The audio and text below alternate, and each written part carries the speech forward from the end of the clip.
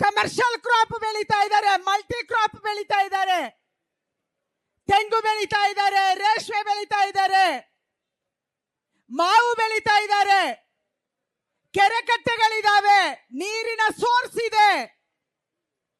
ಇದೆಲ್ಲವನ್ನ ನೀವು ನಾಶ ಮಾಡಕ್ ಹೊರಟಿದ್ದೀರಿ. ಮತ್ತು ಈ ಎರಡು ಗ್ರಾಮ ಪಂಚಾಯಿತಿಗಳ ಕೆಲವು ಭಾಗ ಟೆರೈನ್ ಪ್ರದೇಶ ಇದೆ. ವಿಜ್ಞಾನಿಗಳು ಹೇಳ್ತಾರೆ ಈ ಟೆರೈನ್ ಪ್ರದೇಶದ ಕಾರಣಕ್ಕಾಗಿ ಬೆಂಗಳೂರಿನ ಸುತ್ತಮುತ್ತ ಮಳೆ ಬರುತ್ತೆ, ನೀರು ಶೇಖರಣೆ ಆಗುತ್ತೆ. ಈ ಭೂಮಿ ಫಲವತ್ತಾಗಿ ಇರೋದಕ್ಕೆ ಕಾರಣೀಕರ್ತ ಆಗಿದೆ ಅಂದ್ರೆ ಈ ಎಲ್ಲ ಭೂಮಿಯನ್ನ ನೀವು ನಾಶ ಮಾಡುವವರಿದ್ದೀರಿ, ಕಾಂಕ್ರೀಟ್ ಕಟ್ಟಡ ಮಾಡುವವರಿದ್ದೀರಿ. ಈಗಲೇ ಕರ್ನಾಟಕ ರಾಜ್ಯದಲ್ಲಿ ಬರಗಾಲ ಕಾಡ್ತಾ ಇದೆ. ನಾವು ಮಾಡಿರುವಂತ ತಪ್ಪಿನ ಕಾರಣಕ್ಕಾಗಿ, ಕಾಂಕ್ರೀಟ್ ಕಟ್ಟಡದ ಕಾರಣಕ್ಕಾಗಿ, ಭೂಮಿಯ ತಾಪಮಾನ ಹೆಚ್ಚಾಗಿರುವ ಕಾರಣಕ್ಕಾಗಿ ಇವತ್ತು ಪರಿಸರದಲ್ಲಿ ವ್ಯತ್ಯಾಸ ಆಗ್ತಾ ಇದೆ. ಮಳೆ ಬಂದ್ರೆ ಮಳೆನೇ ಬರುತ್ತೆ, ಮಳೆ ಬಂದಿಲ್ಲ ಅಂದ್ರೆ ಬರೋದೇ ಇಲ್ಲ. ಆ ಪರಿಸ್ಥಿತಿಗೆ ನಾವು ಬಂದಿದ್ದೀವಿ. ಗ್ರೇಟರ್ ಬೆಂಗಳೂರು ಟೌನ್ಶಿಪ್ ಯಾರಿಗೆ? ಮೂಲ ನಿವಾಸಿಗಳು ಯಾರು?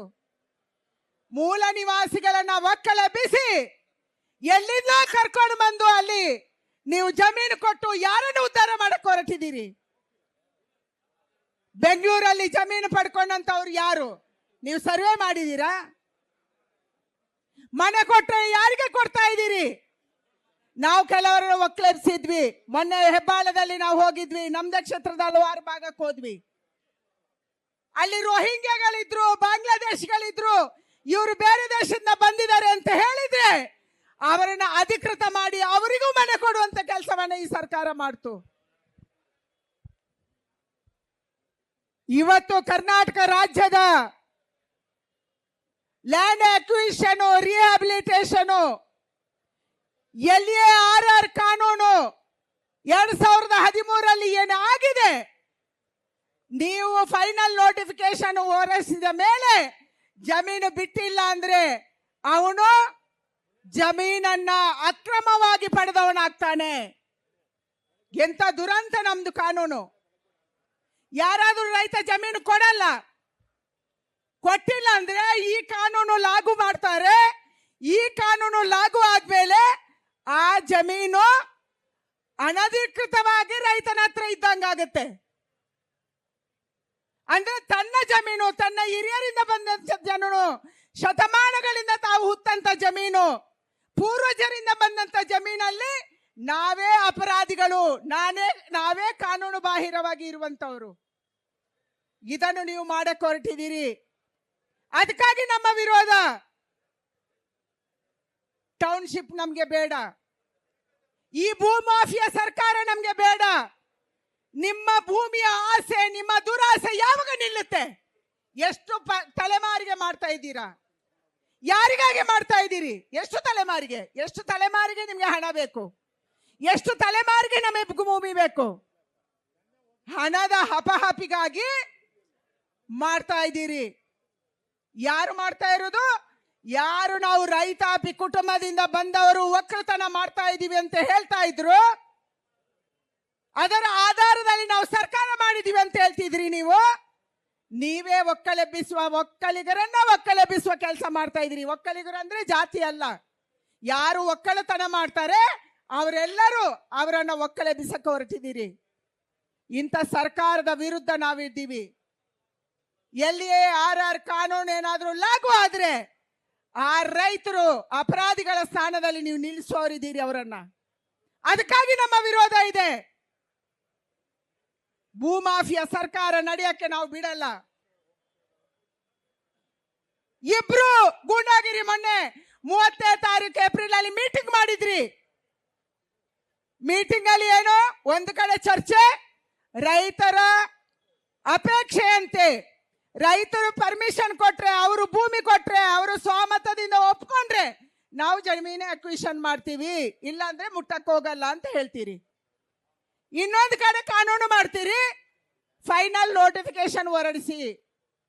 ಅಂದ್ರೆ ಇಬ್ಬಗೆಯ ನೀತಿ ಸರ್ಕಾರದ್ದು. ಒಂದ್ ಕಡೆ ಕಣ್ಣು ಒರೆಸಿದಂಗಾಗ್ಬೇಕು, ಇನ್ನೊಂದು ಕಡೆ ಜಮೀನು ಕಿತ್ಕೊಂಡಂಗಾಗ್ಬೇಕು. ಕಿತ್ಕೊಳ್ಳೋದೇ ಆಗ್ಬೇಕಲ್ಲ. ಆ ರೀತಿಯ ಸರ್ಕಾರ ಇಲ್ಲಿ ನಡೀತಾ ಇದೆ. ಇಲ್ಲಿ ಭೂ ಮಾಫಿಯಾ ಸರ್ಕಾರ ಕೂತಿದೆ. ಈ ವಿಧಾನಸೌಧದಲ್ಲಿ ನ್ಯಾಯಯುತವಂತ ಸರ್ಕಾರ ಕೂತಿಲ್ಲ ಬಂಧುಗಳೇ. ರೈತರಿಗೆ ನ್ಯಾಯ ಕೊಡುವ ಸರ್ಕಾರ ಕೂತಿಲ್ಲ. ಜನಕ್ಕೆ ನ್ಯಾಯ ಕೊಡುವ ಸರ್ಕಾರ ಕೂತಿಲ್ಲ. ಈ ಸರ್ಕಾರ ಭೂ ಮಾಫಿಯಾದ ಪರವಾಗಿದೆ. ತಾನೇ ಭೂ ಮಾಫಿಯಾ ನಡೆಸುವಂತ ಸರ್ಕಾರ ಇಲ್ಲಿ ಕೂತಿದೆ. ಮಹಿಳಾ ವಿರೋಧಿ ಸರ್ಕಾರ. ಕೇಸ್ ಯಾರ ಅಧಿಕಾರಿಗಳಿಗೆ ಹೆದರಿಸಿ ಓಡಿಸಿದ್ರೆ ಅವರ ವಿರುದ್ಧ ಕೇಸು.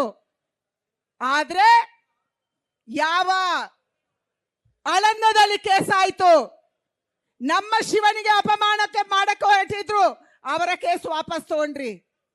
ಯಾವ ಡಿಜೆ ಅಲ್ಲಿ ಕೆಜೆ ಅಲ್ಲಿ ಪೊಲೀಸ್ ಸ್ಟೇಷನ್ ಸುಟ್ರು ಆ ಕೇಸ್ ವಾಪಸ್ ತಗೊಂಡ್ರಿ.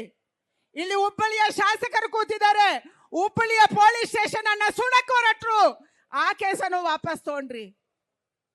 ಒಂದು ಕಡೆ ದೇಶ ವಿರೋಧಿಗಳ, ದೇಶಕ್ಕೆ ವಿರೋಧ ಮಾಡುವವರ, ಕಾನೂನು ವಿರೋಧಿಗಳ, ಪಾಕಿಸ್ತಾನ ಜಿಂದಾಬಾದ್ ಅಂತ ಹೇಳಿದವರ ಕೇಸ್ಗಳನ್ನ ವಾಪಸ್ ತಗೊಂತೀರಿ. ಇನ್ನೊಂದು ಕಡೆ ರೈತರ ಮೇಲೆ ಯಾರು ನಮ್ಗೆ ಅನ್ನ ಕೊಡ್ತಾರೆ, ಯಾರು ನಮ್ಗೆ ಹಾಲು ಕೊಡ್ತಾರೆ, ಯಾರು ನಮ್ಗೆ ತರಕಾರಿ ಕೊಡ್ತಾರೆ, ಯಾರು ನಮ್ಗೆ ಹಣ್ಣು ಕೊಡ್ತಾರೆ ಅವರ ಮೇಲೆ ಕೇಸ್ ಹಾಕಕ್ಕೆ ಹೊರಟಿದ್ದೀರಿ. ಯಾವ ಸರ್ಕಾರ ಇದು? ಯಾವ ರೀತಿಯ ಸರ್ಕಾರ ಇದು? ಅದಕ್ಕಾಗಿ ರೈತ ವಿರೋಧಿ ಸರ್ಕಾರ. ಈ ಕೂಗು ಇವತ್ತು ಕೇವಲ ಇಲ್ಲಲ್ಲ, ಇಡೀ ರಾಜ್ಯದಲ್ಲಿ ಮೊಳಗಬೇಕು.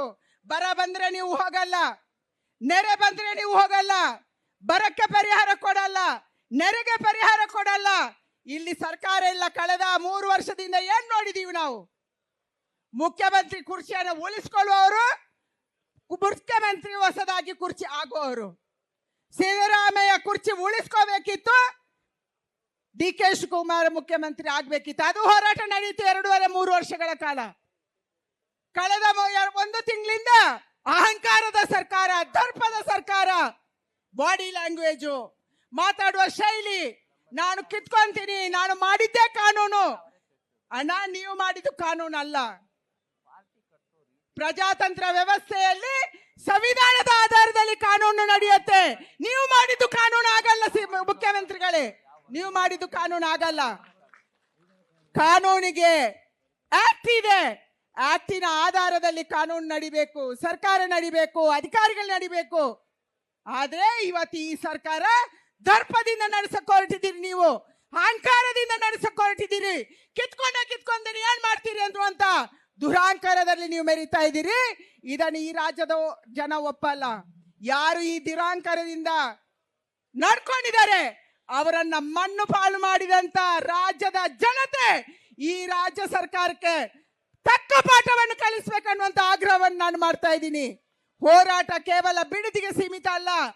ಇವತ್ತು ನಮ್ಮದು ಬಿಡದಿದ್ದು ಬೆಂಗಳೂರಿದ್ದು, ನಾಳೆ ಇನ್ನೊಂದು ಕಡೆ ಹೋಗ್ತಾರೆ. ಎಲ್ಲೆಲ್ಲಿ ಕಿಮ್ಮತ್ತಾದ, ಎಲ್ಲೆಲ್ಲಿ ಚೆನ್ನಾಗಿರುವ ವ್ಯಾಲ್ಯೂಯಬಲ್ ಜಮೀನಿದೆ ಅದನ್ನು ಕಿತ್ಕೊಂಡು ಸ್ವಂತಕ್ಕೆ ಉಪಯೋಗ ಮಾಡುವಂತ ಎಷ್ಟು ಪರ್ಸೆಂಟೇಜ್ ಬರುತ್ತೆ, ಯಾರು ಎಷ್ಟು ನಮ್ಗೆ ಕೊಡ್ತಾರೆ, ಎಷ್ಟು ನಮ್ಮ ಮನೆಗೆ ಬ್ಯಾಗ್ ಬರುತ್ತೆ, ರಾತ್ರಿ ಎಷ್ಟು ವ್ಯವಹಾರ ಆದ ಮೇಲೆ ನಾವು ಮನೆಗೆ ಹೋಗಿ ಮಲಗ್ತೀವಿ. ಇಂಥ ಲೆಕ್ಕಾಚಾರ ಮಾಡುವಂತ ಸರ್ಕಾರ ಇಲ್ಲಿ ಇದೆ. ಅದಕ್ಕಾಗಿ ನಮ್ಮ ವಿರೋಧ ಇದೆ. ಬಂಧುಗಳೇ, ಈ ಹೋರಾಟ ಆರಂಭ ಮಾತ್ರ. ಇದರ ಅಂತ್ಯ ಈ ಸರ್ಕಾರವನ್ನ ವಿಧಾನಸೌಧದಿಂದ ಕಿತ್ತಾಗುವ ತನಕ ನಾವು ಹೋರಾಟವನ್ನ ಮಾಡಬೇಕಾಗಿದೆ ಅನ್ನುವಂತ ಮಾತನ್ನ ಹೇಳಿ ನಮ್ಮ ಹೋರಾಟವನ್ನ ನಿರಂತರವಾಗಿ ಮಾಡ್ತೀವಿ. ಬಿಡದಿ ರೈತರ ಜೊತೆ ನಾವಿದ್ದೀವಿ. ಬಿಡದಿ ರೈತರಿಗಾಗಿ ನಾವು ಹೋರಾಟ ಇವತ್ತೇನು ಮಾಡಿದೀವಿ ಅದು ಮುಂದುವರಿಯುತ್ತೆ ಅನ್ನುವಂತ ಮಾತನ್ನ ಹೇಳಿ ನಿಮ್ಮೆಲ್ಲರಿಗೆ ವಂದನೆಯನ್ನ ಸಲ್ಲಿಸಿ ನನ್ನ ಮಾತು ಮುಗಿಸ್ತೀನಿ. ಬೋಲೋ ಭಾರತ್ ಮಾತಾ ಕಿ, ಬೋಲೋ ಭಾರತ್ ಮಾತಾ ಕಿ. ಜೈ ಜವಾನ್, ಜೈ ಜವಾನ್, ಜೈ ಜವಾನ್. ಬಿಡದಿಯ ರೈತರ ಹೋರಾಟಕ್ಕೆ, ಬಿಡದಿಯ ರೈತರ ಹೋರಾಟಕ್ಕೆ, ಕರ್ನಾಟಕ ರಾಜ್ಯದ ರೈತರ ಹೋರಾಟಕ್ಕೆ. ನ್ಯೂಸ್ ಫಸ್ಟ್, ನಿರ್ಭೀತಿಯಿಂದ ನಿಮ್ಮ ಪರವಾಗಿ.